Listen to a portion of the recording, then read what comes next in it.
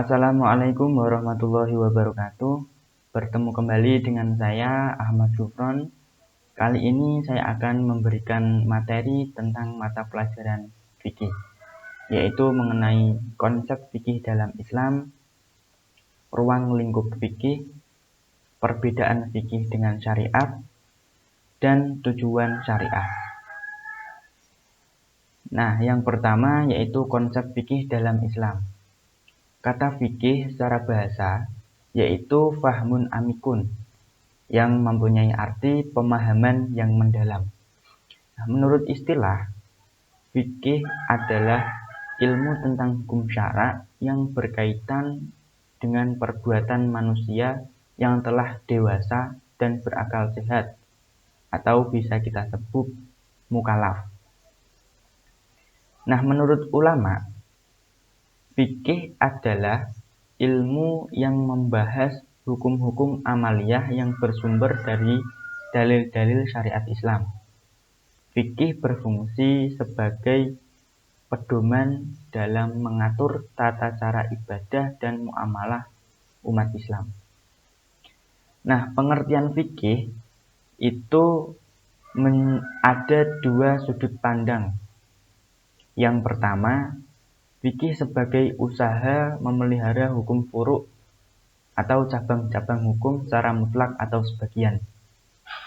Maksudnya, fikih adalah upaya atau proses menjaga, memahami, dan mengkaji hukum-hukum cabang seperti hukum beribadah, bermuamalah, dan jinayah yang diambil dari Al-Quran dan hadis, baik secara menyeluruh maupun sebagian. Nah, ini menekankan pada aktivitas ijtihad dan istinbat hukum oleh para ulama. Untuk sudut pandang yang kedua, yaitu fikih sebagai materi hukum itu sendiri, baik yang qat'i maupun dhanni. Maksudnya, fikih juga berarti kumpulan aturan atau ketentuan hukum yang sudah dihasilkan, baik yang bersifat qat'i atau pasti tidak ada keraguan seperti kewajiban sholat, maupun dhanni, yaitu dugaan kuat hasil ijtihad. Jadi, fikih tidak hanya berarti usaha memahami, tetapi juga hasil dari usaha tersebut berupa ketentuan hukum. Ruang lingkup fikih. Nah, ruang lingkup fikih yang terdapat di dalam ilmu fikih adalah semua hukum yang berbentuk amaliyah yang diamalkan oleh setiap mukallaf atau orang yang sudah dibebani atau diberi tanggung jawab untuk melaksanakan ajaran syariat Islam. Nah, orang mukallaf mempunyai tanda-tanda. Yang pertama, balik. Yang kedua, berakal. Yang ketiga, sadar. Dan yang keempat, beragama Islam. Perbedaan fikih dengan syariat. Nah, syariat yaitu hukum-hukum dan aturan Allah yang ditetapkan bagi hambanya untuk diikuti. Sedangkan fikih yaitu hasil ijtihad para ulama yang kualitasnya tidak bisa disamakan dengan Al-Quran dan hadis. Terus yang perbedaan yang kedua, syariat hukumnya bersifat qat'i atau pasti, sedangkan fikih hukumnya bersifat dhanni atau dugaan.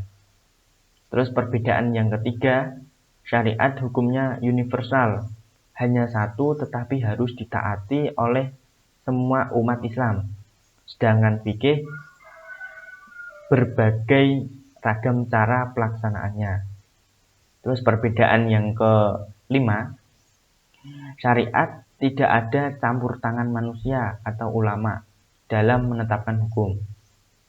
Sedangkan fikih yaitu adanya campur tangan para ulama untuk menetapkan hukum, yaitu melalui berijtihad. Selanjutnya, tujuan syariat.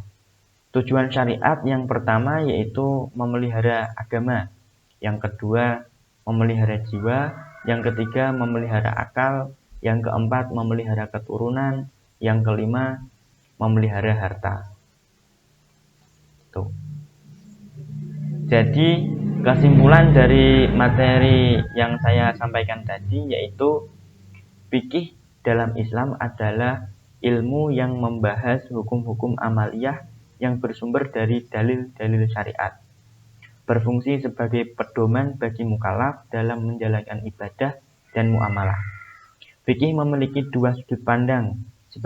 Yang pertama sebagai usaha memahami dan kedua menjaga hukum-hukum cabang, serta sebagai hasil dari ketentuan hukum yang ditetapkan, baik yang bersifat pasti maupun yang bersifat dugaan. Ruang lingkup fikih mencakup semua hukum yang wajib diamalkan oleh mukallaf, ditandai dengan balik, berakal, sadar, dan beragama Islam. Fikih berbeda dengan syariat. Syariat bersumber langsung dari Allah, bersifat pasti dan universal, sedangkan fikih merupakan hasil ijtihad para ulama yang bersifat dzanni atau dugaan dan dapat beragam dalam penerapannya. Tujuan utama syariat adalah menjaga 5 aspek pokok-pokok kehidupan manusia, yaitu agama, jiwa, akal, keturunan, dan harta. Itulah materi untuk pertemuan kali ini. Mungkin cukup sekian, kurang lebihnya saya mohon maaf. Wallahul muwaffiq ila aqwamit thoriq. Wassalamualaikum warahmatullahi wabarakatuh.